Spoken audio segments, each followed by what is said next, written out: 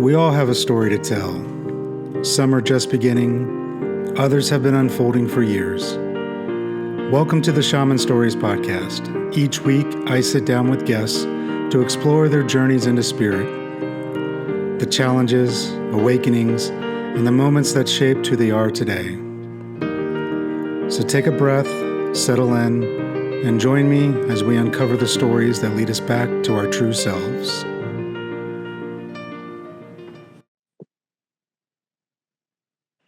All right, welcome everybody to the show. Today's guest, I have Kate Graham with me today.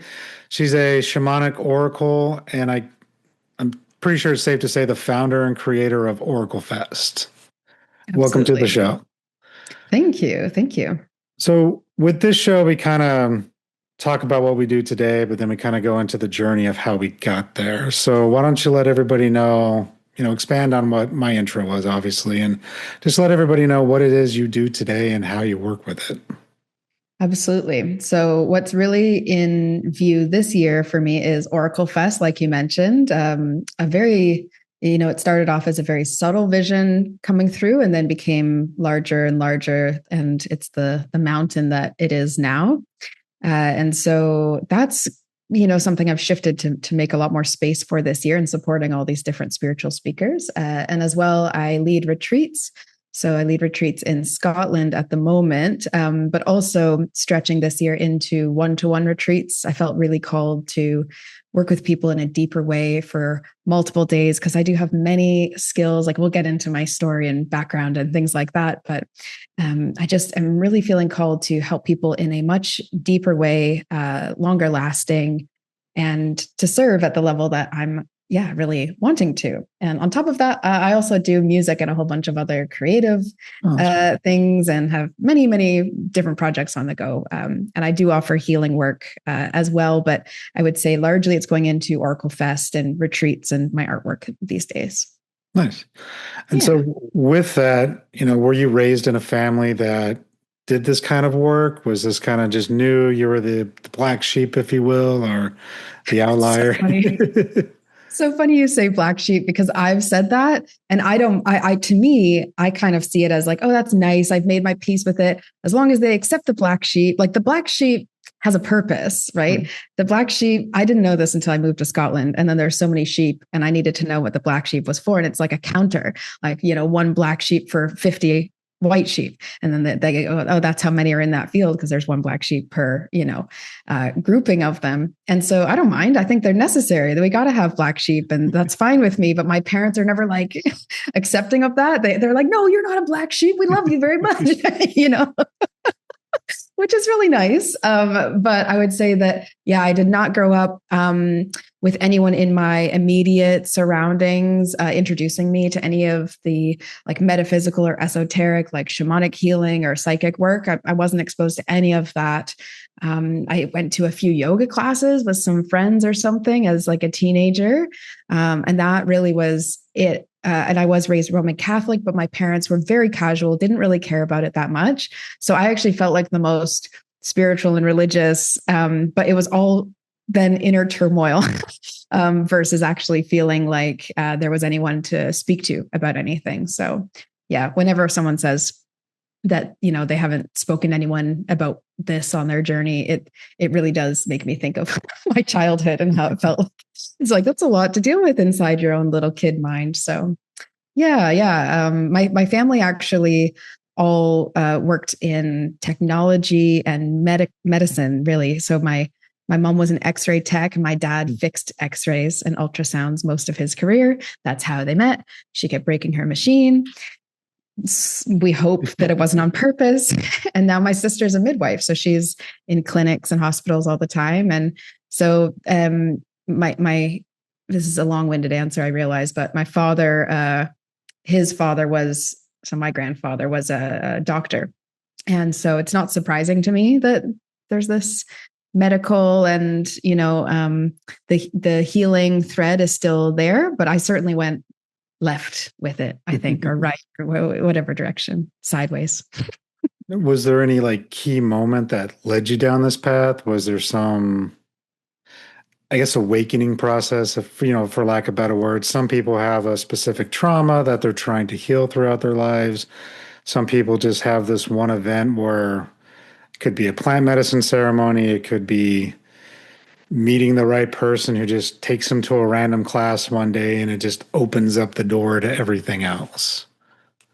Yeah, I have I would say I have a series of uh moments. Like there's definite chapters where there was yeah, like another deeper layer, but it's been a lot more gradual. And there are, in some of the peaks of trauma and suffering, there would also be, or just crisis in some kind of way. There's also on the cusp of that, or on the, it's like the Middle Ages and then the Renaissance. And we kind of like, woohoo, now it's a lot more bright and fun and we're celebrating all the time. It sort of goes in these little phases and waves.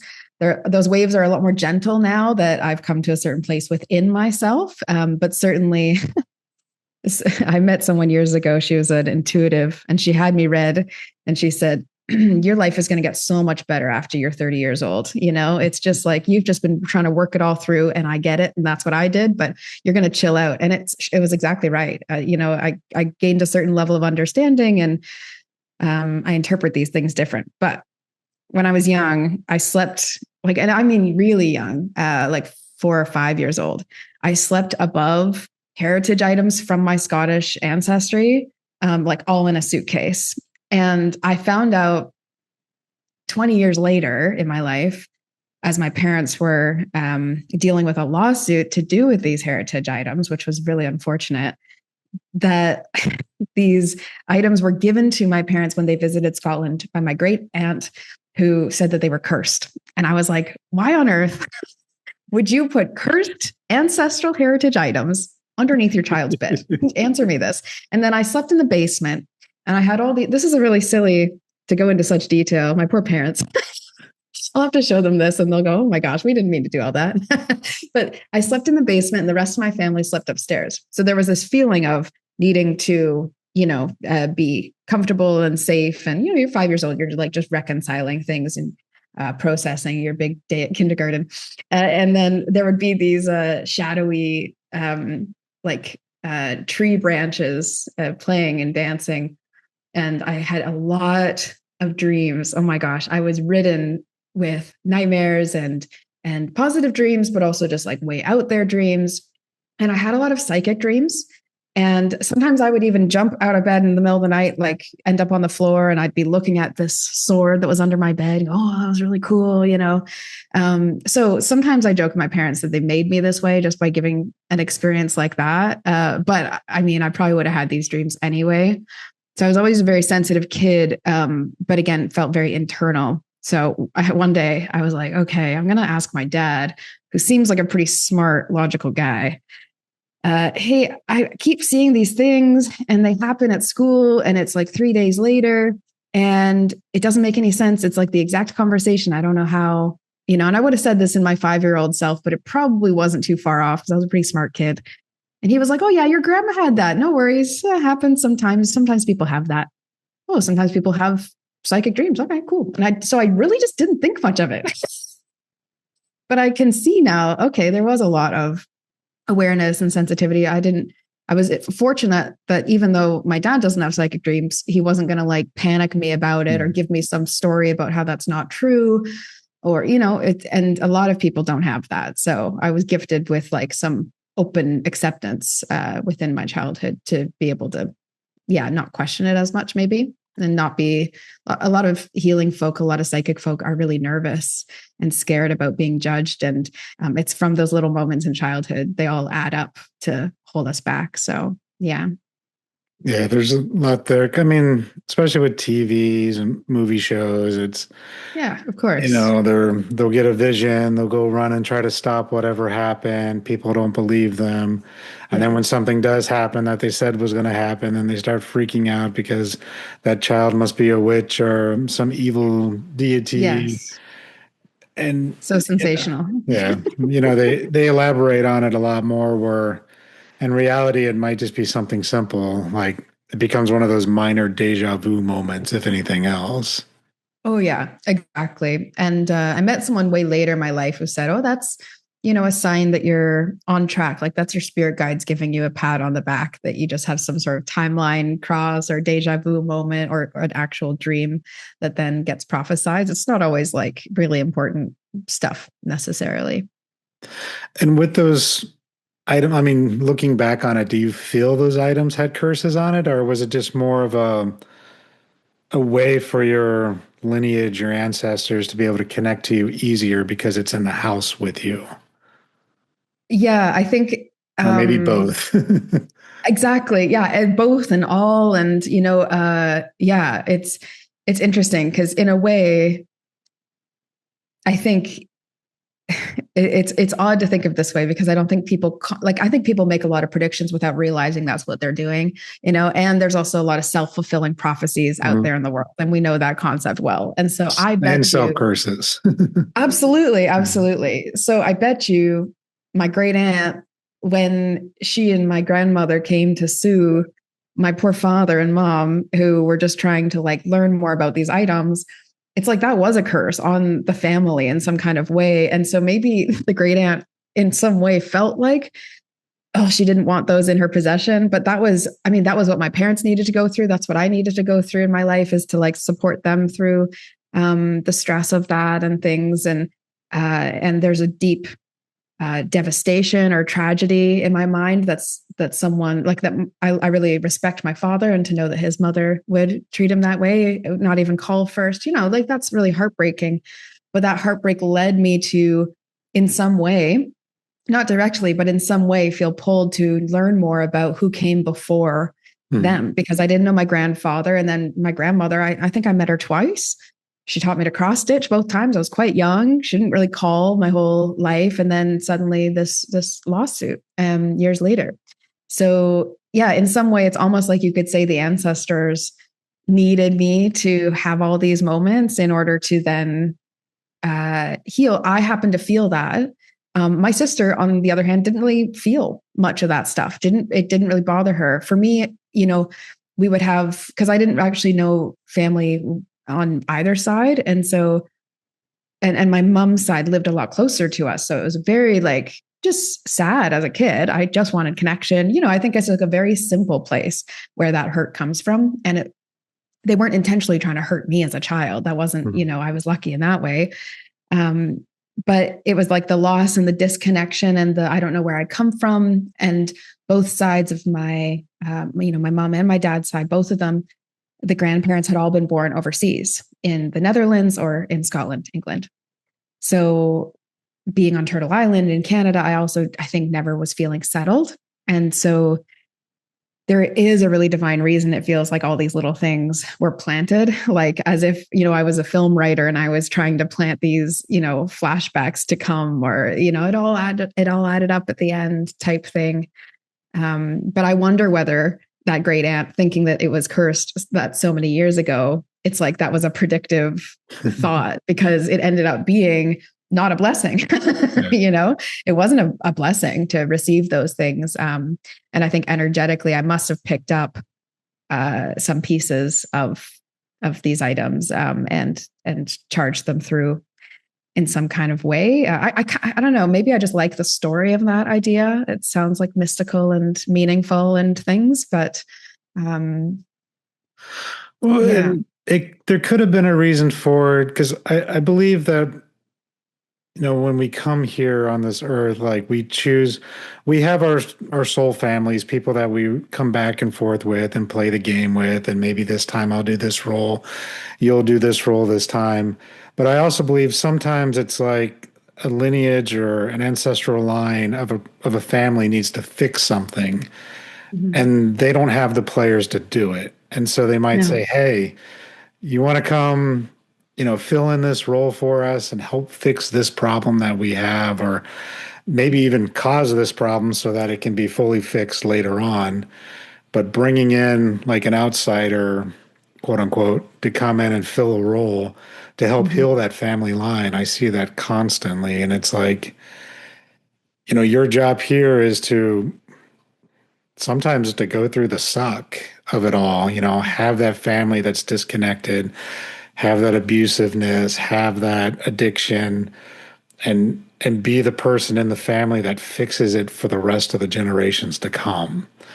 And so Mhm. maybe with you, those items were cursed, but maybe that curse was you needing to go through that in order to get more connected to that lineage, to those ancestors. Because now you're in Scotland. Now you're trying to find more about your history. Now you're doing these retreats. You're coming back more to a place of becoming, if anything else.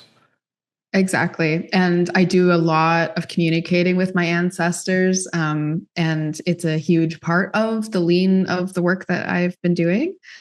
Because it affects all of us. Like our collective consciousness is affected by all of our shared ancestors as well as our individual. And so if we look at it as what can we do to create like the biggest impact of healing on the world, ancestral healing has to be a huge part of that, whether you name it directly that or not.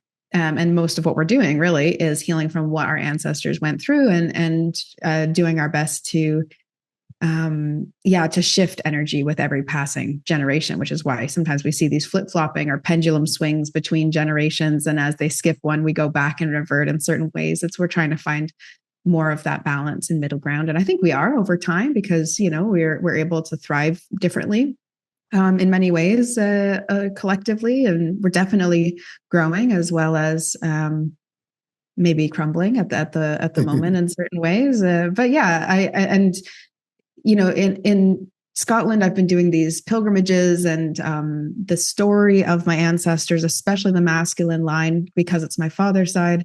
I tend to speak a lot more to the men of that Graham side as it goes back. It's been incredibly rewarding for me. I've been gifted like a beautiful trip throughout Scotland from doing this ancestral healing work, like a 10-day trip about my clan and ancestors, because someone happened to have an emergency cancellation. And I was writing these songs. My music album, one of them that is going to come out is the songs of Montrose, because Montrose is an ancestor far back in my line who died he was around in the early 1600s.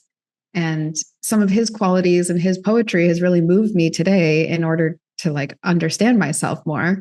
And so it's in a way, it's like, I can't even imagine my adult life without the influence of my ancestors. Like I was just talking to them yesterday, in my little notebook, and they're such a like constant voice.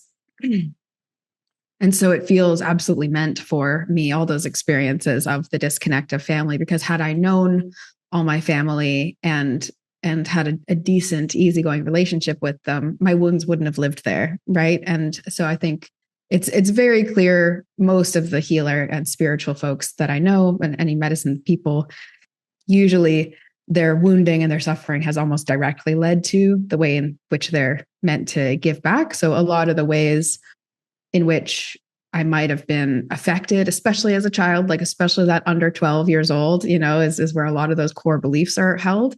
When you start to take apart your core beliefs and try to live in a way that you feel less restricted, less bound, less, hurt mentally or internally, you're trying to like heal the voices of like critique and self-hatred or all these things that every human goes through.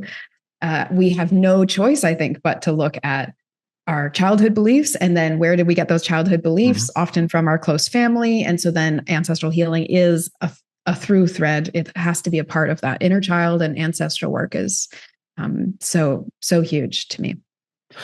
Yeah. And I agree with that. And we're disconnected from family. We don't live the ways we used to live. I mean, I was in the same boat. It's barely knew my grandparents. Like both of my parents had to work all the time in order to get by. There wasn't that close knit, family line. And even today with my kids, it's like, I don't know how to get your grandma over here so you can hang out with her more because that's what she wants to be. And there's that disconnection where you're trying to build a family and have those multi-generational connections. But most of us don't even have pictures of our grandparents. Like most of us don't know them or have yet to see them or saw them when we were really little and then they passed on. And then we don't have the traditions like other cultures do with setting up an ancestral altar, giving offerings, even if you don't know who they are. It's like, okay, hey, it's a Hmm. major holiday. Here's a small plate of food and something to drink, or here's Hmm. some incense on a day-to-day basis, or just saying, hey, thanks for being here. Because I forget the count, but it's for like 10 generations behind you, it's over like 1,200 people had to live in order for you to be here today. And so Incredible. yeah, your uncle might have been a bad person, your dad might have been a bad person, but 1,200 people, even if we just say half were good, you have 600 that want to help you and work with you and understand, and they might ask something in return, and that's okay. But it's Yeah. figuring it out, and they're there in the winds, just wanting to help us. We just have forgot how to ask and forgot how to reach out to them. Yeah. And the listening and all the rewriting of what we believe about people has to happen. Like, this grandmother, for example, when she wanted to come through and communicate, this is an awfully revealing story, but I think it's valuable. I think it's funny. But I'm just like, oh gosh, Kate, why are we telling this on a podcast? But that's okay. If it helps one person, write in the comments so that I don't feel sheepish about having shared this. So there was like this person I was seeing, I was like kind of starting to date. And my grandmother came through when I was at a sound bath. I knew it was her. She was cross stitching. And so she shows me this cross stitching image. And we'd had a couple messages. I'd sort of forgiven, well, I definitely have forgiven the way that she was here, because I think that when people cross over, I prefer the belief that they drop their burdens and Mhm. that they don't carry them. And so we don't always get the closure. We don't always get the understanding. Why the heck did you do that? But I can feel that without those things, without the stuff that she was carrying as part of her human experience, her spirit is genuinely on my side and looking out for me, and coming through with guidance. And she's a little sharp, and I kind of like that, and I kind of need that. And so it's like she's a really welcome addition to all the different guides that I work with. But I really did refuse her messages. I was like, I'm hanging up the phone. I don't really want to talk to her. Let's talk to someone else. Like, rotate through. I'm trying to go through my spiritual Rolodex, and it keeps landing on her name, right? Like, this is who you're supposed to talk to. And so I was at this sound bath, and I was seeing this person, and she she cross stitched a wolf in sheep's clothing and then pointed furiously at this person, and I was like, ooh. That is an uncomfortable message. Like, yikes. I don't know what to do with that. I mean, the logic would be you listen to your ancestor and you move. But the other side of me is like, well, I didn't really trust her when she was here. I don't know if I should trust her. Right. But I tend to choose to have a relationship with the guides that I work with, that they are working with me. Why would I go and bother with guides who are not on my side and not helpful, right? So you set this boundary, this intention, and I'm not even super direct about it. That's just the way I prefer to live. Other people love the drama and the story of, your ancestors are out to get you, and you got to be careful not to invite the wrong ones in. And I sort of like, well, that's a bit more about their human existence than the soul and the spirit aspect, which transitions. That's my belief, and I know that people do feel differently about that, but this helps me and helps me keep things clear anyways. And so I was really uncomfortable, and I sat with that, and I regret that I didn't actually just take that as enough evidence to walk away right then and there, because I mean, I don't live with a heavy regret, we'll say, all things in life, but that was the moment basically. So I needed that moment. That was basically the moment that I said, okay, I'll never ignore what you have to say to me again, because you were so right. And I had no right to not trust the feeling that it brought up was a real feeling. So she was teaching me a lesson about respecting how I feel and what I sense intuitively, and to be able to say that's actually enough to have made, because that was my question. And I think a lot of people will resonate with the idea that, well, are spirit signs enough to actually make decisions? And I'd been living by my intuition for years. For goodness sake, I was teaching intuition development at the time, right? But to get a specific, mediumship moment and to feel like, what is that really enough? Is that really enough evidence or proof to just walk away? Because there wasn't a big argument with this person that I had no reason. I did have a reason. That actually was a strong enough reason. Sorry, I'm kicking my camera here as I readjust. But yeah, I think that was a strong enough reason, and that it's solidified my faith and understanding in some kind of way since. Long story, but No, and I mean, I think that's important and it's a good story because I mean, sometimes we'll get these messages, and especially when we're first starting out, and it's like, well, do I really trust this? Am I just making this up? Is this really who I'm Mhm. talking to? And you choose to ignore it, and then it's proven right. And you're like, okay, that's the validation you needed. Exactly. It's the same thing with journey work. When I started out doing journey work, it's like, how much of this am I making up? And then I'm bringing back like little nuggets and tidbits of information, researching it and going, no, that's exactly what I was looking for. And I didn't know it. Yes. Yes. And it's like, Yes. use this stone, use this plant. And it's like, what the hell is this plant? And I'm Googling it till I find Yes. that specific flower. And then I look up the medicinal properties of it. And I'm like, Absolutely. It's like, of course. cool. All right. That Yeah. makes sense. All right. Cool. Thanks. Validation confirmed. Yeah. I kind of feel like I'm maybe not as smart as I always thought I was, but probably I was just an open channel and information flew in. It was never actually in my brain, you know? And then as regards to ancestors helping or not helping, I don't believe they come. I'm trying to think of the right way to word it. I don't believe, not, I would say 99% are not malicious, right? Yeah. Sometimes parts of them might break off that are just filled with too much emotion and they can cause some havoc.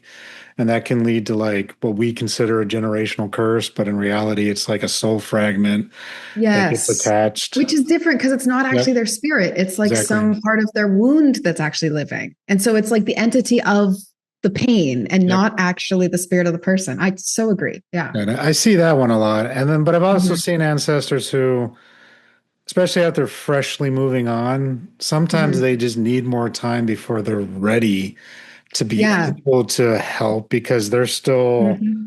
they're working on their healing in the afterlife. And sometimes it Yes. takes some a little bit longer than others. My Yes. my wife's father was one of those where after he passed, it was like, oh, we'll bring him on the altar, we'll do this. And it's like, he's not ready. He's not ready Mm-mm. to do anything with us right now. He needs to just go Right. and take care of himself. And for him, it took a couple of years, but my wife recently was working with him and he's in a better place now and he's ready to help and he's watching over and she's getting all these messages and it's like, all right, cool. Sometimes it just like people, we need time to figure things out, and that's a big transition. Other ancestors, like my father, it was almost instantaneous. Like he was ready to go. It's like, Yeah. but, and I think some people might see that as them not wanting to help or still being the same as they were in this life. It's give them some time. They need to integrate into the new spirit, not new, but back into the spirit realm. They're not used to it right now. It's a stripping back process. Yeah, this is exciting to me because this does touch into other work that I do now in two very different directions.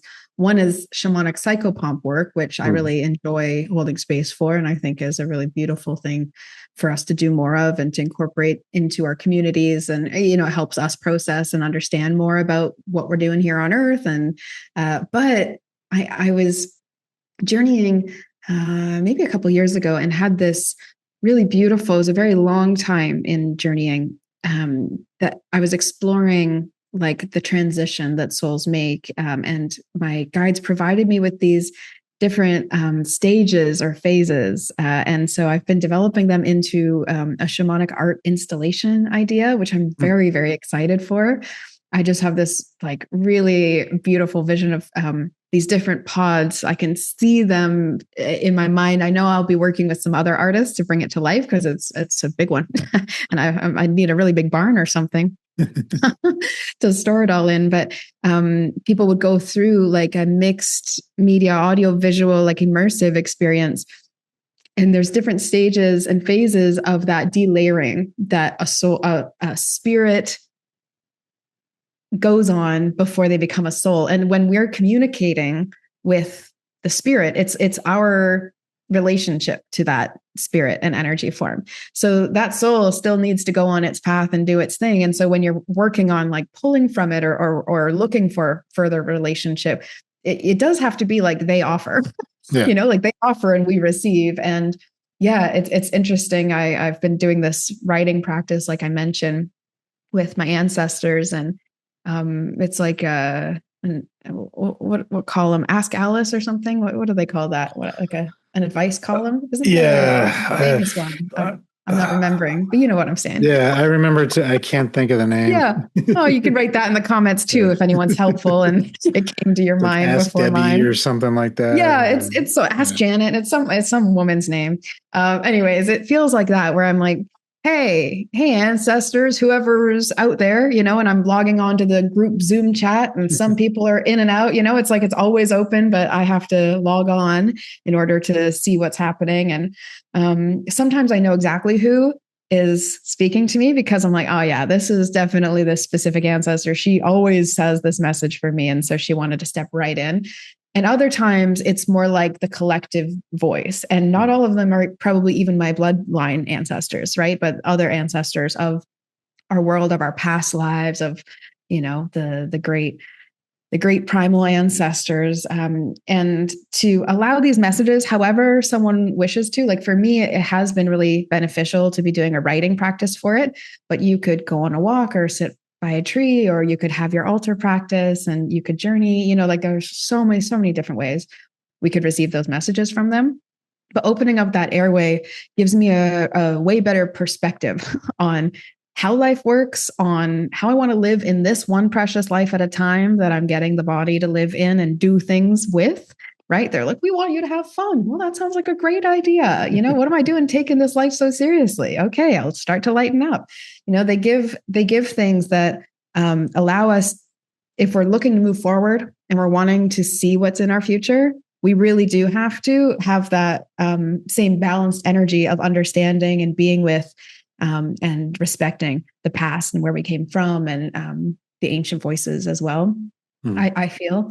And so, it feels like they're always able to help me way better on what's ahead than one might, have assumed, thinking ancestors, oh, that's all in the past, right? It's actually really not about the past at all. It's about what they see and what they want for the future, and honoring that in some way.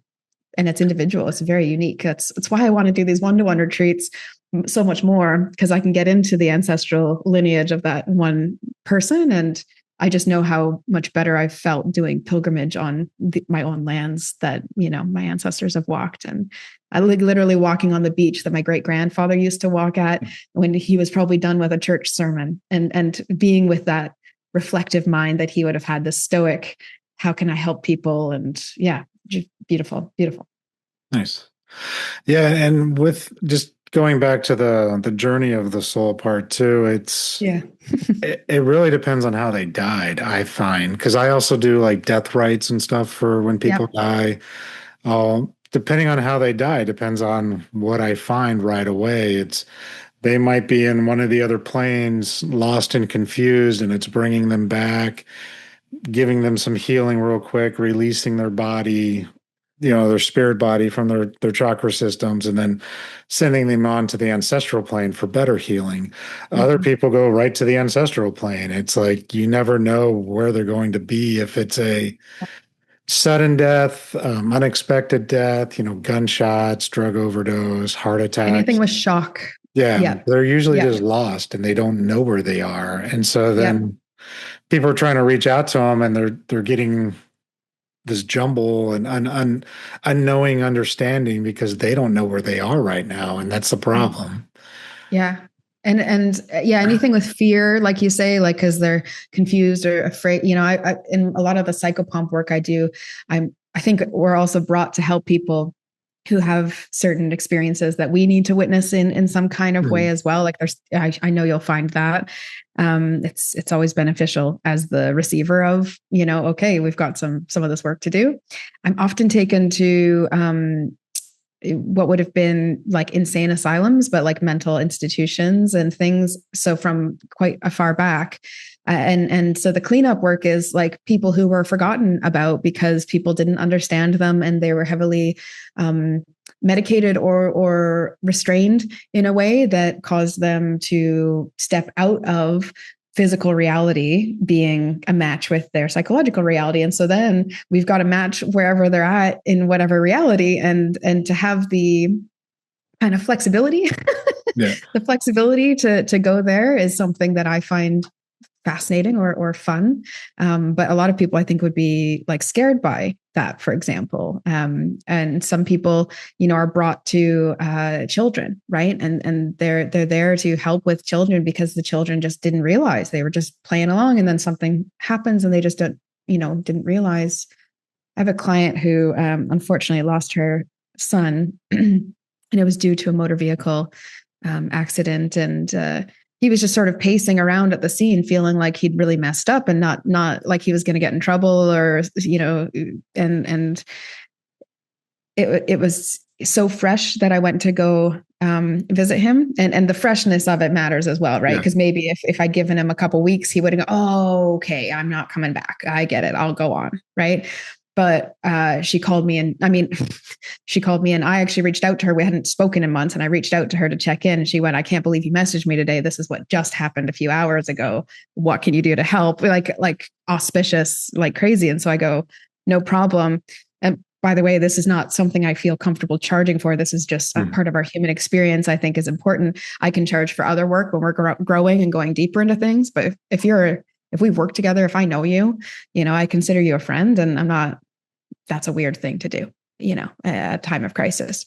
But I went and lit a candle, and so emotional to think of someone you care about having that type of loss and shock and everything. And so I could feel her at the same time, but it was so endearing because I left her a voice note of what I had seen. And this was, I'd never gone for a specific, like urgent care kind of moment like this. This hadn't come up in my world yet.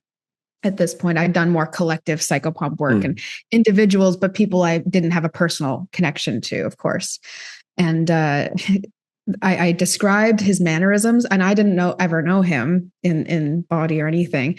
And because we were always at a distance, and she was like, I had to show, my daughter this because you just nailed everything about his personality and his mannerisms. And I go, well, I'm just telling you what I witnessed, what we did at the side of the scene hanging out. And he had to like dust off his jacket and adjust his shoes and stuff like that. And like, they were always getting mad at him for not for being so fussy about his appearance and things like that. It's just subtle things that really mean a lot. I wasn't questioning why that was coming up. It was what they needed to hear. And I think there's like this moment when someone crosses over and they have the realization, but then you're right, there is that next layer of the delayering of the spirit separating from just the soul light and energy. And in a lot of people's worlds, I imagine then that the soul, once it is like light, is actually over in light realms. And that is where we get into starseed and star nation awareness, right? And it's that does that kind of transition and crossover. And then there's like a flowing back if they're meant to come back down to earth in some kind of way. So yeah, it's a very incredible journey. And we're at a cool point in society. I know that's like a big idea to bring in this conversation, but we're at a cool point in society, I think, where a lot of information can be shared. And so a lot more understanding can be had, and science is meeting up with spiritual, beliefs. And that's very, very interesting. It's very exciting. I never would have thought actually that I could see all that happening in the here and now. And feels very close. And so, yeah, it's good. The more that we talk about these things, the more layers come off of us before we go, which is ancestral healing. Yeah, and I've been there myself too, and that's part of that validation work too. It's like your job is just tell people what you see, Yeah, not not interpret interpret it, best we can. Mm-hmm. not put your own biases in it. And I mean, I've done, crossing over certain, like I said, I call it the death rites, but Yeah. we're just releasing them from their chakra system and then moving them on. Sometimes I got to find them. Sometimes they show up ready to go. Yeah. And it's, sometimes I'll have the client might be there, or the loved one of someone who I'm trying to cross over, and it just gives them a chance to say their goodbyes. And then I'll just whatever comes to me, I'm telling them as I'm crossing this person over. And it's like sometimes it's just a feeling. It's like, oh, I'm feeling, sadness, regret, but at the same time, a release. And they're like, yeah, this person was addicted to these drugs and had a really hard time. And it's like, okay. And sometimes I'm getting, messages where it makes no sense to me, but they understand exactly what it is I'm saying. Or, Exactly. working with a client and I do, doing a clearing, working on something specific, and like one of their ancestors will just show up in the room, and I don't see things outside of that ceremonial space. But someone will just be in there and they might be pointing at something specific or telling me what to do. And I'm describing this person, never seen him before, didn't know anything about him. And they're like, yeah, that's my uncle or my brother or my grandfather or my grandmother. And I'm like, cool. Well, they're here now. So Yeah, and it's just that absolutely. validation is very helpful too. But it shows that it's real as well because like you said, it's like, oh, you described him perfectly. It's like, I've never met him. I don't know.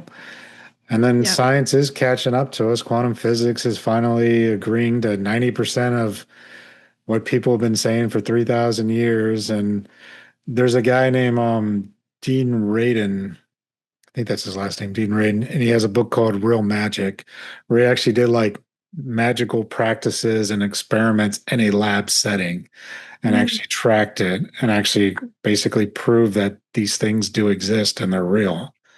Amazing. Amazing. It's so exciting. So much openness. Like I've looked up to interesting scientific minds throughout my life because I'm like, oh wow, that was like a groundbreaking perspective. Or you really have to have like an open mind and flexible thinking to get to a statement like that, given the information they were given. Mhm.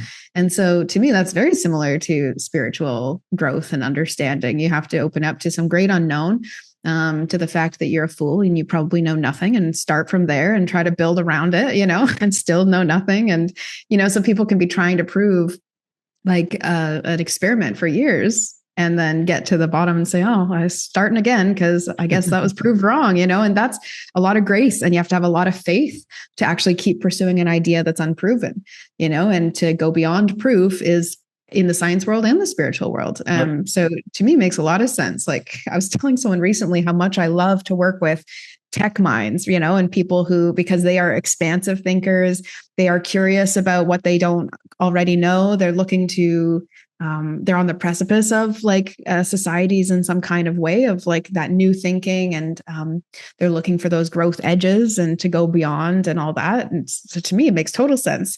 And other people see it in like direct contrast to what we're doing. I wish, I wish more spiritual industry folks actually would recognize the commonalities that we share, because it can feel almost, sometimes it can feel like sometimes spiritual people might other themselves instead of looking at, for like I talked to men who loved space when they were a young boy. Mm. We have something in common spiritually at that point, right? Like at that point, because most young boys that loved space loved this idea, and men as they grow older too. This is, but there's something about having this open mind as a child and this belief in what else could be there. You're imaginative at that age, right? So you're like a 5-year-old and you're like, what would aliens look like? What would be out there? And how many societies are there? Well, is that people trying to fantasize about starseed, star nations? Is that us understanding deeper and deeper astronomy and how our whole system works? That mind continually engaging and then adding in information then is part of our innovation, our breakthroughs, and our biggest growth in society. So like that, it just feels so important for me to recognize and see the ways that, yeah, I don't know. We sort of, for so many years, we've seen science and technologies, or even business or industry, as so separate from the spiritual and from the healing or growing, even communal kind of ideas, but they feel so much more linked than I think a lot of people are giving them credit for. I think it's a much it's a much wiser thing for us to see all the links between, because that's how we can advance society in a more sustainable and considerate way, for like all of those values being held together. At this point, we need a little more togetherness, no? Well, and it's interesting you say that too, because there's actually a prophecy from Peru about how the condor and the eagle are going to fly again. And so Oh. the condor is South America, that's working with the old traditions, taking care of Mother Earth, getting back to our roots, traditional healing practices, things like that. The eagle is North America, which is all about technology, being in the head, and how the prophecy is basically these two will connect again to fly together. So taking the best of both worlds, right? We still need doctors. I can't shamanically heal a broken leg or Reiki heal anything like that. You need a doctor to reset it, but we don't necessarily need all the pharmaceutical drugs that we're taking. There's other ways around that we can take care of with just our diet for a majority of the issues that people have. And then there's, using technology to take care of the earth, using technology to understand more about the cosmos and probably even spirituality. I would say, I mean, myself personally, I'm an IT supervisor. Like I spent almost 25, almost 30 years now in IT. A lot of other practitioners that I know are coming out of the IT space. It's very interesting.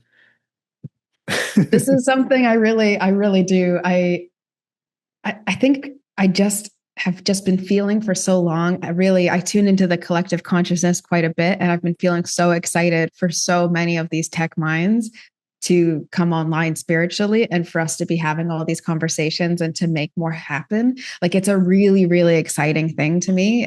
When I think about these one-to-one retreats, that's like genuinely who I want to serve as people. You're already well on your way, but these people who are like, hey, that sounds really good. I feel like whatever they're talking about is a thing I'm missing, because you'll get to a certain level of understanding and of competency and of confidence and of stability or security, right? You build enough security for yourself and you're like, oh, some of the problems are in me. It wasn't all just the outside stuff. And that transition deepening into that's where we get innovation and like real progress. I really do believe that. And for a lot of people, I really hear such different opinions on this nowadays, but I would say largely if you speak to people who are a lot older, they'll be like, yeah, these are not easy times. Like these are dark times. This doesn't feel like, this is absurd almost. It's like surreal how dark in some ways, there are things happening. I am kind of more like you. I think it's the shamanic way to think a little more like you, where there's actually like, okay, well, I think there's always sort of a bit of like this rising and bubbling of lots of really good and beautiful and expansive things happening at the same time as there's lots of like, and I think we'll go in waves. This feels like an intense time, I would say. Feels like an intense and a little bit of an absurd time when I see some of the news headlines, and how we're growing right now is a little buzzy or overwhelming, I think, for many. And I do feel that, when I tune in. However, if you're looking to feel more balanced, we only have control over how we see things. So someone like yourself, someone like myself, we choose a way of thinking about it that works for us so that we can actually give more and get more done, or create more, or feel less restricted or bound by outside forces, because it's more empowering, because I enjoy feeling like things aren't out to get me and I don't have boogeyman in the middle of the night coming to threaten me, and for the people who are in that actual reality, that's a fair thing, but that's not my reality. And so how can I give to others if I'm in the state of panic or fear, or and so logically, we have to sort of deal with those things when we're here to serve spiritually and doing healing. And if you're in a job and you've been working for someone for a great number of years and you are scared by the way things are going, or the economy, or what governments are doing and things, I can totally see why spirituality also feels threatening because it's not very certain, because it's very unknown. But it's my experience that most people, and especially all the like tech and entrepreneur minds, and people who are already breaking out of the molds in some kind of way. Or yeah, even quantum physicists, things that I've had the pleasure of knowing. There's something that, like, when you start incorporating the listening to spirit, everything else starts making a lot more sense and is a lot less scary. But it's crossing that threshold. Like, we have thresholds as humans to cross the same way the spirits cross the thresholds when we're at the end of our lives. It's like we have these hurdles, stages within our lives. And like, that's part of my personal story. I was sharing at the beginning, like, these psychic dreams.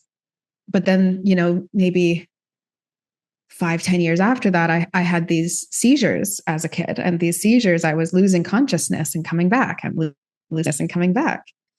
Oh, still here. Losing consciousness, losing camera connection. That was a great timing. That's actually pretty funny. But I was, it was like a shamanic initiation. I was, leaving this realm, coming back.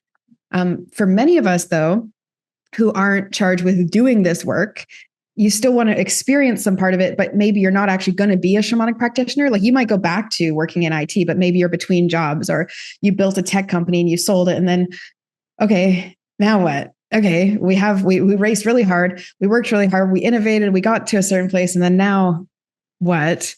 It's all those things that are under the surface that I think the spiritual and the intuitive end up helping to resolve. And most people, when they get to a certain place in life where all those fears aren't living, you've said, okay, the government's not going to get to me. I know what I'm doing career-wise, or I have a house, or I have these, things. Then it is always like, what else is left over? Or the physical, like you were saying, it's our whole society is overwhelmed. Our medical system is overwhelmed right now for how to care. Like, we're overwhelmed with how to actually show care. The disconnect from technology coming online and overwhelming, nervous system and mental adjustment to try and calibrate to all of these new frequencies and energies that we have around us. Some people are doing better with it than others. Yourself, having worked in IT, myself coming from my father being in technology my whole life and being very grounded and patient with me my whole life. I just see it as fine. I'm very patient with my technology, very calm. It's okay. But if we're not in that place, we're feeling the sting of one side or the other. Like, the spiritual folk are feeling the sting of how on earth could the larger collective see right now as a progressive time, or that we're growing in the right way, because we've lost the heart, we've lost the spirit.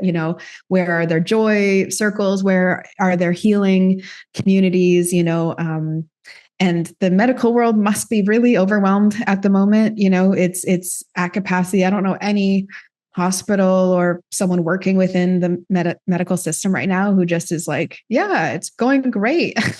I just haven't heard that. I'd really love if that was true for someone. I'm sure it's true for, like, maybe some smaller clinicians and things, but not if you're, like, going to our hospitals, like our main systems for these things. So it begs us to think with an innovative mind, and perhaps an ancient mind, to try and get a better understanding on what would be more sustainable. And imagine some of these IT and tech minds are helping spiritual and alternative minds learn how to do what they need to do, come together in order to create a more sustainable existence, versus a lot of these minds feeling like the only option is to go with what is proven as secure, which would be like, some of these industries that we've been really used to relying on. That insecurity is like, because these are different times and we need to actually invest in the art and the creative and the spiritual to help and the intuitive to help our whole community heal. This receptivity thing is like the cure to directing everything forward and feeling like you never turn off. Well, lean back and relax. What helps you lean back and relax? Not having as many burdens. Right. And so it seems so obvious to me, but maybe it's not obvious to someone listening until they see it all together or hear it all together or something. Yeah. And I mean, on top of that too, we are in an interesting time, but it's, like I said, that prophecy of the condor and the eagle, that's now. It's a coming together. There's other prophecies. I mean, people thought, the world was going to end in 2012 because the Mayan calendar ended. Well, that was an age for them. So for them, Hmm. that age ended in 2012, and it takes about 18 years for the new age to start. So Hmm. now you're on to 2030. Yeah. Astrologically, there's a lot of stuff going on too. We're in they call it the Pachacuti. It's a time of great change. It's an upheaval. Yeah. But for that upheaval to happen, we have to go through a little bit of craziness or darkness because that's how the light comes out so that we can see, oh, you know what, these systems aren't working. You Hmm. know, the healthcare system's broken because of this, this, and this. What can we do to fix it? What can we do to change it? Our Hmm. governments are all corrupt on both sides of the aisle, and now all that evidence is coming out. We don't like this anymore. What can we do about it? Or all these unnecessary wars and things going on over resources. What can we do to change that? But, you know, we're going to have resistance on both sides too, because some people don't want to give up what they had, and other people's want to take what other people have and not have to work for it. And it's figuring out that balance. And I mean, if you're still watching 24-hour news at this point, you need to just turn it off and take a break, to be honest. And then same Take with a most of walk. your social media. It's just designed to keep you engaged and keep you angry and keep you focused on, you know, look, it's that Wizard of Oz thing. Don't look behind the curtain. It's only It's to focus keep on you these feeling issues. threatened, Yeah. right? Like the Wizard of Oz was a threat because he was the great and all powerful, right? And so to keep you threatened and to keep you afraid, and I don't really go off and talk about like government or conspiracy types ideas or anything like that as a common thing. But when I look at our ancestral healing, it's just so evident to me that collectively we are in this place of, yeah, I mean, you can just step outside and see the disillusionment, Yeah. disenchantment. And so what would we do as someone who is looking at the spirit of humanity and looking to do what we can do to help and serve, but try to understand a little bit what's affecting that, what's causing that? A lot of this, right? A lot of this, and to feel and to choose like you are being directly threatened or disempowered when what you're doing is looking at flashing lights on a screen and information isn't really a way forward, right? Which And it's And it might not even be true nowadays. I mean, there's so much exactly, content out there where I'm like, oh, that's exactly. cool. And then you watch it a little bit closer and it's like, no, that's fake. But it's Yeah, getting so like, much better now. It's going to be harder and harder for you to yeah. truly determine. I mean, they literally have podcasts now with fake AI guests, and people just put in a prompt of what they're going to talk about. And they're just going back Hmm. and forth, and it sounds like real people. Yeah. There's all these Yeah. videos out there that are just getting better and better. But if we go back to what I was saying before was we come here to play those roles. Hmm. Like all the people that you're probably angry at right now, they came here to play these roles, regardless what Hmm. political aisle or what it is they're choosing. They came here to play that role in order to cause this upheaval so that hopefully we can all change and move forward and become better. And so, ironically, the people that they're screaming at and hating in this lifetime, when they get to the other side, they'll probably be thanking them and saying, "Hey, good job on that. You know, if you Yeah. hadn't played that role, this and this would not have happened." But it's, Yeah. you know, it's hard for us to see now. A Yeah. It's guy hard I to have that follow. perspective. There's a guy I follow, Gordon White from Rune Soup. I mean, I'm not sure if you heard of him, but he's real famous metaphysical podcast. He's got classes and everything else. But his whole, I guess, lesson or motto that he gives is, what is yours to do? Yeah. Is it really yours to sit there on Facebook or online and tweet angrily about everything? Or is it yours to take care of your community, work with your neighbors? Most people don't even know who their neighbors are, and they've been living in the same house for 20 years. Like, if you can't build the community around you and make change positively within your own area, yelling at people online is not going to make a change. It's not going to make a difference. Absolutely. Absolutely. Or, feeling like it's our work to alert people, Yeah. without taking a next step, without taking a next action. I actually have, it's sad to me because I have lost a few friends over the years because they were like, if you're not posting about this, then that's you staying silent. And I don't appreciate that. And, I I can understand why that's where they were thinking at. And I really wish that we could come to some agreement or togetherness of understanding, in that there are things that keep me very charged and very angry and very, this another art series that I'll be creating is like all about sacred rage. And the truth in all of our bones is that there are things that deserve to make us rageful and then inspire us to act, right? Like anger is an important fuel for action. If I were to try to charge myself up with anger for all the things that someone has a right to be angry about today, I could not get up out of bed in the morning. I really couldn't, because the emotion and the weight and the gravity of it all would be far too much for me to be able to process. And I think anyone, truly, if anyone were to be in their full humanity and sensitivity to all of the things that we have the right to be frustrated, angry, or upset by, or grieved by, I don't think we would get any actions done or taken. And so I've taken a path, which is to say, the ones that I can make the biggest difference in, and the ones that I'm here to be a part of and to serve with, send those for me and I'll do my best, and there are some that I think are part of my mission work that is going to be really challenging. I can feel it, like, oof, that's going to be really moving. And I'm willing to take on the parts that are. I'm not willing to take on every pain that this world has, because it's too much. Yeah. It's too much. And so we have to respect. And I respect in them what they are charged with and what they want to speak up. And I'm like, write those letters, do those protests, like join forces, create support groups, make charities, whatever you got to do, right? Like all the things that you want to do.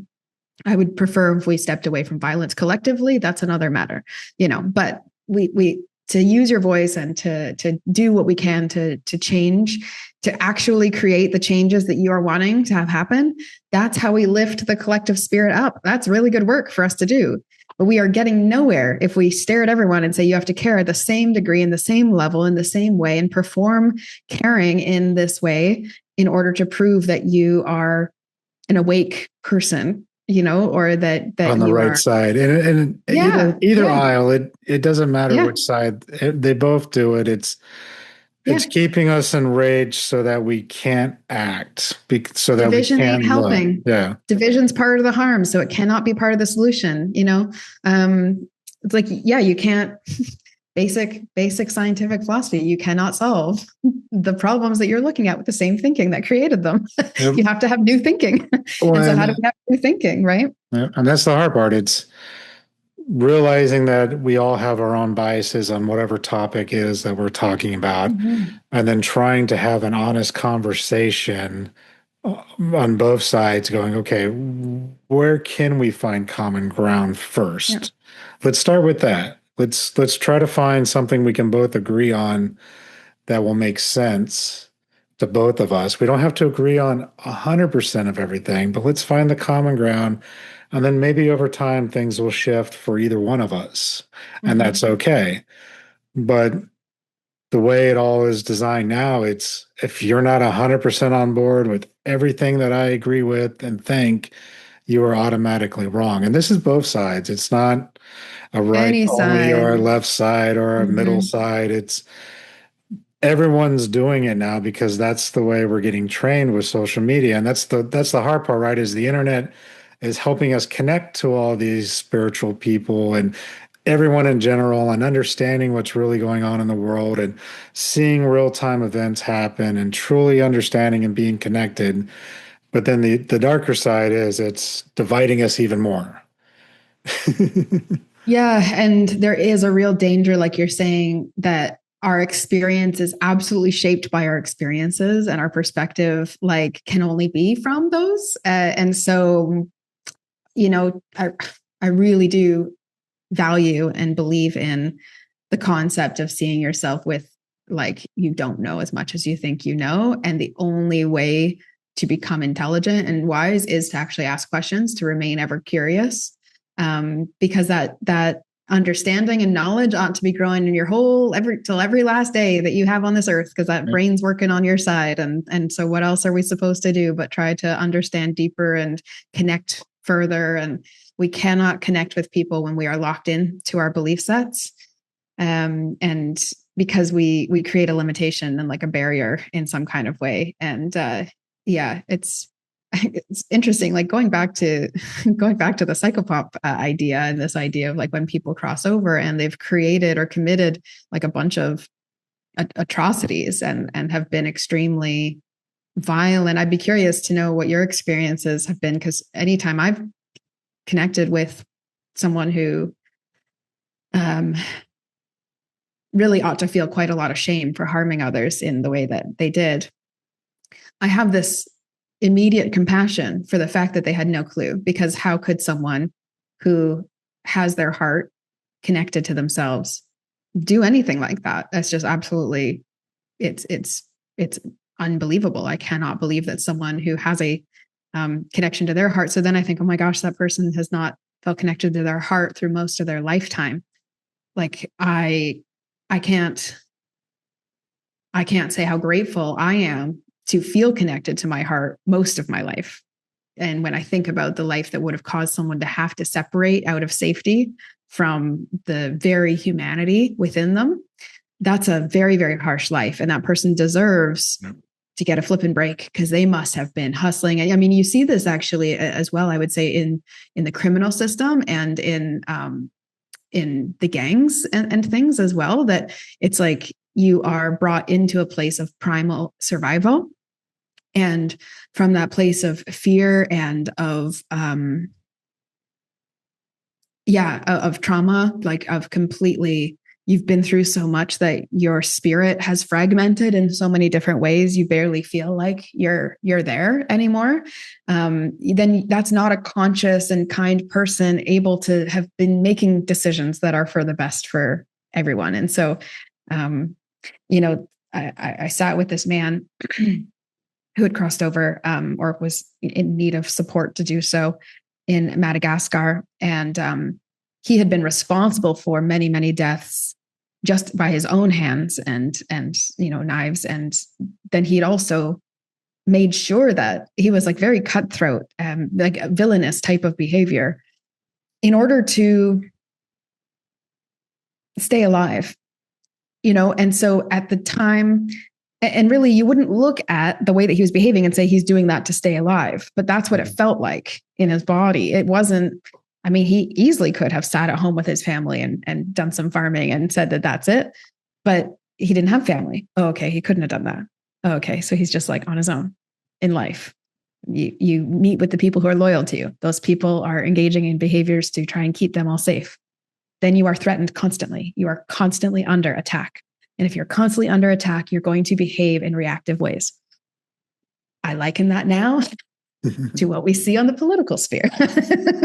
That I have a hard time looking at any of our much more destructive or reckless world leaders, if we're going to call them leaders. I would like to think leaders we feel positively led by. So I'm hesitant maybe to use that word, but these people in positions of authoritative power. If we're looking at these folks, I mean, I always am seeing these like children parts of them imprinted on them. And it's like a safety and security that my brain and spirits allow me to see them in that way, because I don't feel as though they have something over me, even though I recognize that their behaviors could greatly affect my life in some way in our not so distant future. But for me to feel like I'm threatened by someone who is having a tantrum is just not a caring way for me to look at our whole society. And so it's a very controversial idea, because I think it's a lot easier for us to put someone in a category of badness, of darkness, and they are in darkness. They are acting from wound after wound after wound, and they are playing their role, as you say. They are sometimes much louder than the silent, quiet, wise voices that are still, but it's almost like the energy of a crackling fire versus like a steady rock, and the rock just goes by somewhat unseen or noticed. But when you really need a rock to sit down on, it's like comes at the perfect, perfect resonance, but we're looking at and distracted by the crackling fire because of the sounds, because of the movement, because of the danger. And so if we could start to have that balance of perspective, that the tree is there with this ancient, slower hum, and the rock is steady and the waters are cleansing, but we're all focused on this fire, this transforming catalytic, the sparkling fire or crackling fire, I think is making sense to me on how we allow ourselves to be distracted in media. And you're seeing something scary on your phone. Does it feel like a babbling brook, or does it feel like a crackling fire that's like spitting embers at your face, right? You're pulled in, you're mesmerized. And in some ways, we do need the fire of transformation and change, but certainly not to the frequency that we are, not to the quantity that we're giving it credence. Yeah. I mean, I would never say don't pay attention to anything, but No, you of course don't not. need to be on there 5, 6, 8 hours a day looking at the same videos and getting upset 24/7 and messing up your fight or flight response and being in that constant state of just craziness where you can't calm down, you can't take care of what you need to take care of, because most of us are already in survival mode already, working 1, 2, maybe even 3 jobs because we're just trying to get by. And the way the prices are these days, everything's just crazy. And that's where we're at right now. That doesn't make it right. That doesn't mean I want to accept it, but what can I do for myself to change even something small? Like, what does that look like? Can I plant a small garden to save a little bit of money? Could I, am I in a place where I could walk somewhere instead of driving and wasting gas? Like little things that you can do for yourself, or, for your spirituality or even your own mind and fight or flight part. Can I go outside for 10 minutes and just put my feet in the dirt? Could I do a yoga practice? Could I go to the gym? Could I just sit down and read a book about something that's engaging to me? Could I learn how to journey and take a 10-minute journey, meet my guides, and get some insights on things maybe I need to let go in order to move past what I'm seeing online? Those types of things we can all do for ourselves. Learning this work doesn't mean you need to go out and start teaching everybody and healing everybody. Yeah. 90, everything we do, we like all of my healing training, I had to do it all on myself first. And then I made the choice, oh, do I want to help others with it? But simple journey work that we can all do takes 10, maybe 20 minutes a day. Usually you don't need more than that. But a good 10-minute journey, it can feel like a lifetime in itself with some of the stuff you can see and do and learn from. And you can really just let go of things and get more centered into yourself, having maybe a practice talking to the ancestors and being like, all right, should I worry about this? Should I worry about something else? And Usually having no. someone to talk to. Yeah. Yeah. Because a lot of people have no one to talk to outside Yeah. of their own social media circles because we're all so busy, or the few we get in those bubbles. And it's like bring in those outsiders that know you and want to do good for you. Do some of that ancestral work, like you're saying, and just start to commune with them. And it can be as simple or as complex as you want. And that's what I tell people all the time. You don't have to have pictures of everybody. If you do, cool. Sometimes literally just having a little shelf space, lighting a candle and just saying, hi, you know, hi to all my ancestors. I'm here. If you need something, please let me know. I hope you are all doing well. Thank you for being alive long enough for me to be here today. It could really start from that simple place of gratitude of just being alive. Yeah. You know? And it can be conversational, and it can be, it is relational. And a lot of people, because we're so used to following paths that are of the masculine, because that's just where our values have been collectively in many ways for many years, is we tend to seek direction.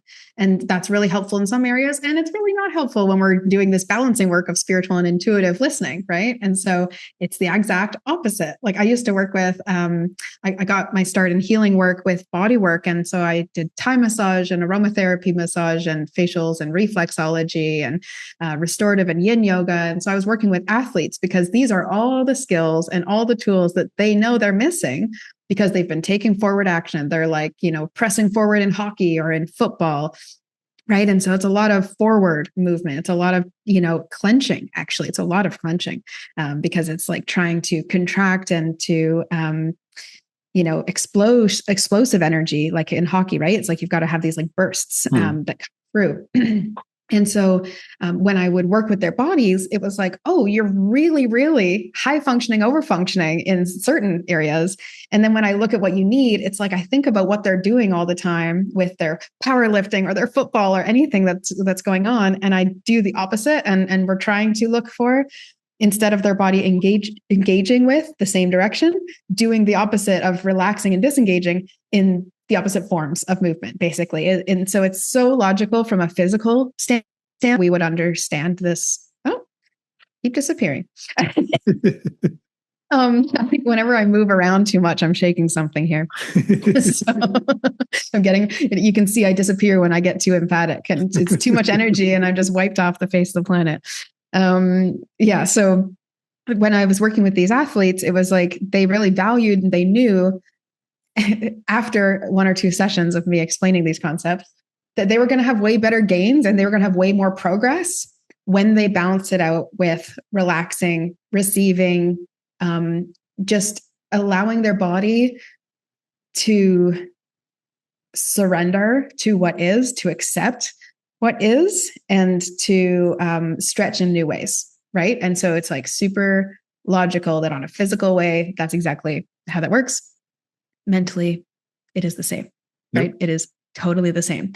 And I think there's a good amount of people in this world right now who are way more awake and online spiritually than they are admitting to people around them. Correct. And I know this because of my work at Oracle Fest, because I have people come to me and say, I don't know anyone around me who's interested in any of this stuff. So thank you so much for running this event where I get to see all these different facets of spirituality. I also have artists and coaches and guides and different people from past lives and star seeds and shamanic healing and ancestral work. I mean, we have the gamut in there. And I think it's just so important that it exists today because there's so many people who really don't have this around them. But the more people talk about it, the more others will say, oh yeah, I have that. Just like when I was a kid and I said I had these psychic dreams, my father said, oh yeah, your grandma had that. Okay, it's not so weird. It's not so weird. It's just information. And how do we work with this? How do we listen deeper? And we just don't listen when we're on all the time. And so if you're feeling on all the time, you're feeling overwhelmed, what's the opposite of that? Underwhelming. I don't know.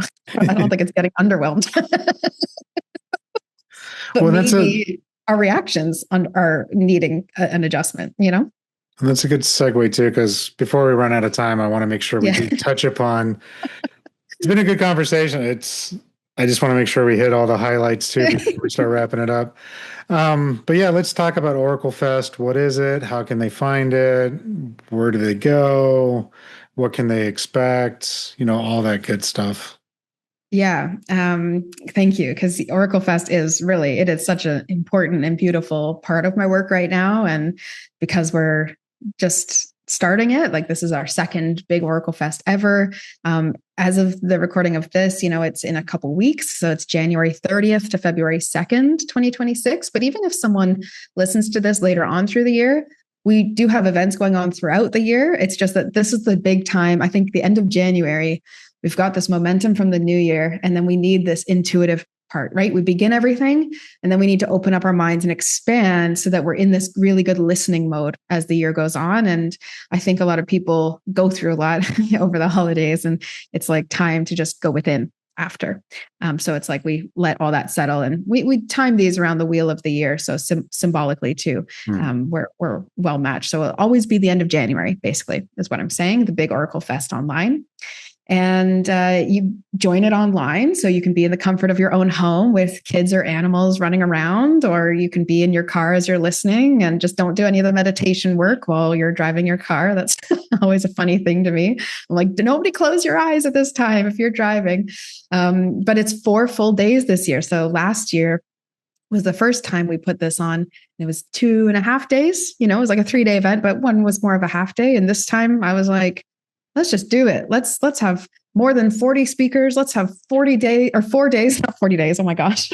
I think I'd pass out. It's a marathon, but 4 days is still a bit of a marathon for me hosting anyways.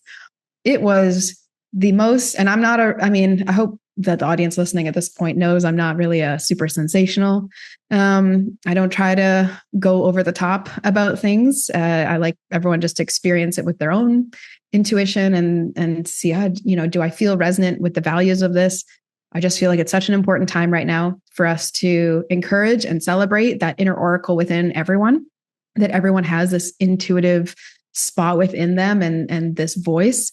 And an event like this allows you to be in listening mode for any of the sessions that you're a part of. And activating that listening mode is key to your brain recognizing it's safe to do so, which is again why it's so nice that it's online. You don't have to be in some new environment and meeting a whole bunch of people. And that we're saying, hey, just sit back, go to the sessions that you feel called to, get the replays if you want to watch throughout the year, because then you don't have to rush through anything. But if you're joining, for the live watch, I try to keep it accessible too. I introduced these $11 a month payment plan for 4 months just to be able to have the live watch ticket, because I just want as many people to be able to experience this beautiful, beautiful event. But to listen, to receive messages, to learn about different aspects of the spiritual journey that you are all on, and to have a space that recognizes you are also an inner oracle versus some of the industry right now. We're seeing a lot of just like broadcasting expert level, information. And especially for people starting out in their spiritual journey, that's not going to resonate. It's a little too overwhelming to get all that. This is for people who are wanting to deepen in their spiritual journey, because we do have people who are really skilled at talking about very niche topics. So there's like something for everyone. It's 4 days. So I made sure there's something for everyone in there. I would think anyways. So people can find it on oraclefest.com. And it's a celebration year round of inner oracles worldwide. And all these visions came to me of this mountain, Oracle Mountain. And that's what encouraged me to run this event series and keep growing the idea. Because I thought, it would be fun to do like a convention center or something someday. I guess we'll do some online events and see if anyone cares. And now I go, that's so much bigger than what I was thinking. Really, it's so much bigger. It's gonna take at least 5 years of me just sorting these out to even, I think, see some of what I'm seeing now come to fruition, and all the Oracle Fest speakers, as they sign on, have this like resonant shared feeling that this is something that's needed. There's an energy here. There's a frequency here. There's something different about this event, and who is getting drawn to it, both attendees and speakers, that we need. And so I just keep trusting in that, trusting my visions, my intuition. Oracle Mountain always has something to show me. It's always got some new scene, and there's always construction, new development happening. And, it's like it never sleeps. So yeah, I'm blessed to get to bring lots of cool and people I've looked up to. Again, I'm not really I'm not really an idolizer or a sensational in that way, but I've gotten value out of Oracle decks or books, over years that I've carried with me. And some of the people whose like books and Oracle decks I have were some of the first to sign on to be a part of Oracle Fest. So there's something really beautiful and magical about the connections that are made through this. And do you want to drop some names so people can I'll happily drop some names. Yeah, I know. It's so funny. Sometimes I'm hesitant to, and sometimes all I want to do is talk up the speakers and how cool it is that all of them have chosen to come together for this. I mean, at least some of the big names that maybe people will Yeah, know listening to this, and then they can be like, oh, okay, I've always wanted to see that person speak or this or that, and just kind of drum up a little bit of excitement for it if they give absolutely. them a taster. Yes. So I'm also blessed that we have tons of returning speakers, and some of them are really quite skilled in what they've been doing, and elders as well. I have a good number of elders on this event, which is very important to me, balancing out our listening. So we have Dr. Stephen Farmer, who's now, I would say, a cherished friend as well. And he has been a shamanic practitioner and psychotherapist over 30 years. And he has written power animal books and animal spirit guide oracle decks and talks ancestral family patterns and things. And people loved his session last year. I think most of us cried at some point last year, and one of them was his session. This year, we're blessed as well with Andrea Menard, who is a singer and songwriter based in Turtle Island in Canada, now known as Canada, I should say. And yeah, she's a singer, songwriter talking about the rise of the divine feminine, which is basically what we've been talking about this whole time, the rise of the divine feminine and this listening and spirituality and balance. And yeah, she's an actor and she's Métis, and she's very special. I'm excited for her to be there. She introduced me to Asha Frost as well. Asha Frost is with Hay House and has lots of oracle decks there.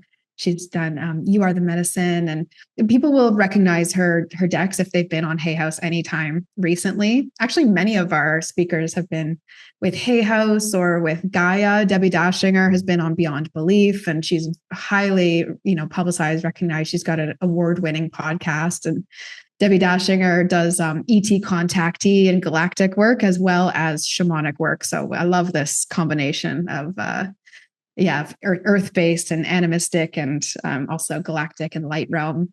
And of the Starseed folks, they would be happy to know we have returning Debbie Solares and Tony Ghazi and Vivienne Chauvet, Kirsty Lauren in that as well. Michelle Matuzas. Jonathan Robinson is a speaker who I'm excited to hear again as well. He's a past life regression hypnotherapist, and I think that's coming up for a lot of people recently as something that's important to focus on. And we have learn to read tarot and oracle workshops, and we have sound healings going on with Nicolette Morgan. We have Darren Austin Hall. He's with the Shift Network, and he does really beautiful bardic song and storytelling. And he's quite I don't know. I want to describe it as Aquarian Gemini, like mind philosophy type of energy. And so that'll be closer to our close. We've got Scott Grace, who is the spiritual Dr. Seuss. And so he does music and comedy, and it's in a spiritual sense. He's really silly. And so we have a lot of different energies that shake things up. We have people talking about mediumship, and then we'll have people talking about, light language work, or we'll have shamanic healing, and then we'll have that past lives chat, or we have, some more introductory things like spirit connection, and then some more specific things like working with your wound of Chiron. We have Lisa Tahir talking about the Chiron effect. So, and Perdita Finn, oh my gosh, I mean, I'm going on and on now, but it's very exciting. Nice. And then I'm assuming, I guess with that many speakers, are you having multiple speakers talk at the same time, or is it just all in order? Yeah, it's a great question. And originally last year, I thought, okay, next year, what we'll do is we'll have 2 stages and people can listen to maybe breathwork and sound stuff. And, you'll have your chill stage where it's experiential. And then you'll have your activating TED Talks of the spirit variety kind of stage. And I was like, nope, I want to be there for the whole thing. So selfishly, I thought, no, I want to be there. I want to see all of it, at least for this year. That's what it felt like. So it's actually 4 days, 1 Zoom room throughout, the whole event. I'm in Madeira at the moment. So I don't think I mentioned this, but I'm internationally nomadic. And so I'm in Funchal, Madeira. So for me, I'll be staying up till 4 a.m. for these. But best believe I'm going to be full of spirit and full of energy, because it really, it's hard to describe how activating and awakening it was for me. And I've been on my journey almost in some way for like my whole life, but very actively for many years leading up to like at least 6 years of doing healing work before starting this.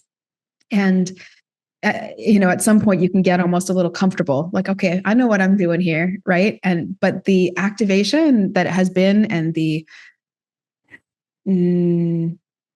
shakeup that it's been for me spiritually and mentally and emotionally, simply to have witnessed that one event back, because I was hosting, so I witnessed the whole thing back in January. It had like a playing out effect of many weeks and months after. There's still things that I go back to from last year. And so I hear that from other attendees as well. So it's not just me, but for the people who are able to go to many of the sessions, they're like, it was life-changing. It actually, and again, I'm not someone who likes to sensationalize. Oh, you're going to change your life. Show up to Oracle Fest. You're going to change your life. I guarantee. But the potential is there if you are open and looking for a shakeup, a deeper attunement and connection, an activation of some kind. Like Vivienne Chauvet, she channels Arcturians, and she's like an Arcturian ambassador. And when I was in her session, I had all of these like memories come back to me. I didn't even expect that. And I went, oh my gosh, Kate, snap into it. You got to still host this. You got to, pull yourself together, because I really felt so connected to that. And like I say, I was crying in multiple sessions. I cried in Debbie Dashinger's, Dr. Stephen Farmer's. I think I probably cried during David Bouchard. He's an Indigenous wisdom author as well, and just always brings me emotion. So if anyone's looking to connect deeper, or to stir things up, or to figure out where they need to head next in their spiritual journey, this is a great like taste tester, but also super deep activation. So if you're already really tuned in, you'll probably be like me, where it's like, whoa, all the personal messages I received, I don't even have to tell everyone about it. You can come and listen the whole time. You don't have to ask questions when we do the live reading circles. You don't have to participate in every little thing. You can be there selfishly for yourself to spiritually, expand. You can also come in and communicate with people and ask the speakers at the live reading circles what's going on in your life and get more clarity. And there's people who are like, oh my gosh, that reading that I received in the one live reading section that we had last year, now we have 3. But, that reading that I received, I still think about it, and they were so right. And, that's so special, is to know that, for the price of $44 to show up for the event, or to get all the replays and know that you get this wisdom throughout the year and any time after that, it is potentially life-changing if you are ready for that and allowing of it, I would say.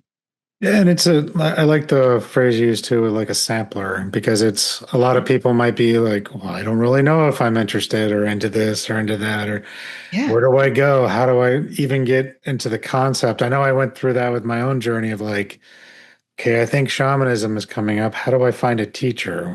And then you start looking online, and it's like, there's a lot of different versions of shamanism out there. Which one truly appeals to me? And then you're like trying to dig down this rabbit hole.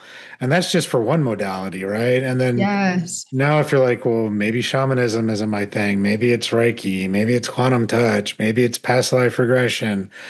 How do I know? Who do I talk to? Am I a star seed? Is that even a real thing? Yep. Doing something like this where it's, 30-minute to an hour segments where you can just see, do I resonate with this at all? Could I dig in more if I do? And there's someone I can actually go to now because I've seen them speak, and I feel some sort of a connection. Let me reach out to them, however they look for clients or students, whatever. Oh, they have a book. Let me read more about it. That kind of thing. Or they have a podcast. They have this. And then you can go down a specific rabbit hole and not be so overwhelmed.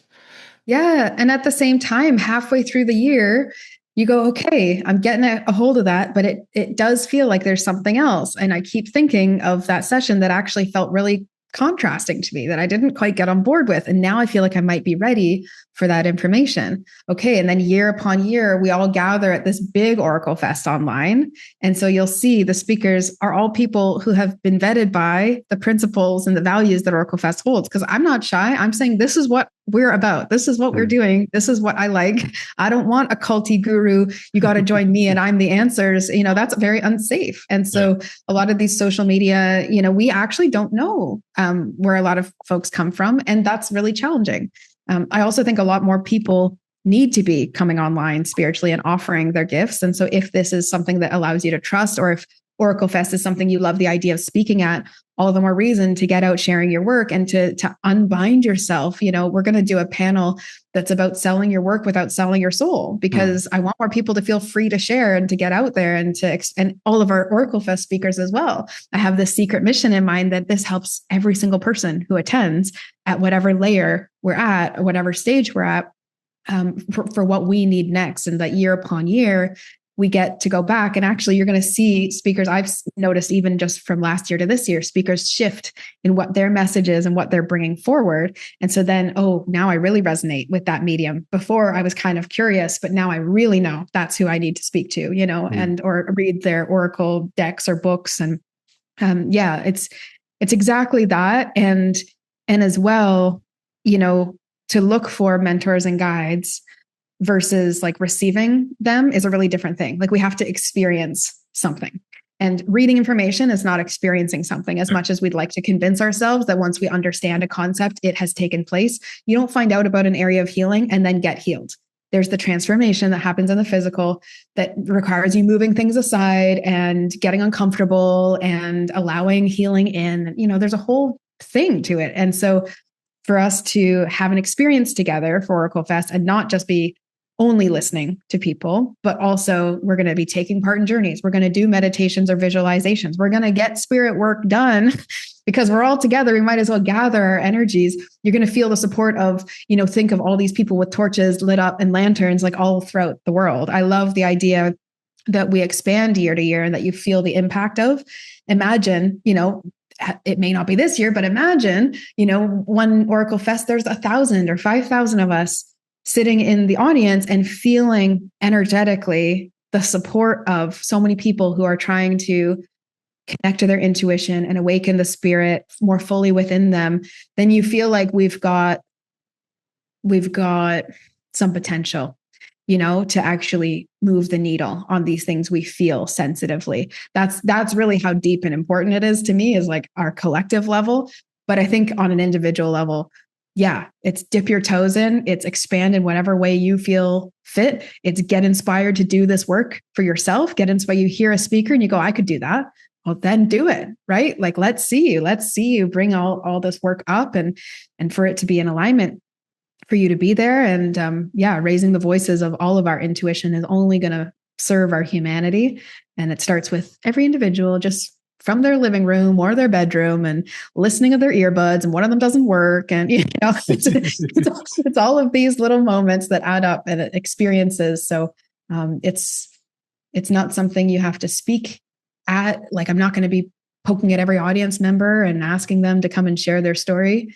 But certainly if you are needing understanding and an experience and a compassionate, more community place to learn, this is a good one. This is a really good one. I was like so frustrated. It's same with like our anger and our frustration is our fuel. I was so frustrated that I wanted to be speaking and sharing messages. And I was like, well, other than podcasts, which I love doing, other than podcasts, how do I find authentic spaces to go and share my message? Because I don't want to pay to play to, I did this. I spoke at, nice stages, but I had to pay money to go and do it, to get it filmed. For what? For what? The point is we're sharing our wisdom. We're sharing like really deep and powerful messages.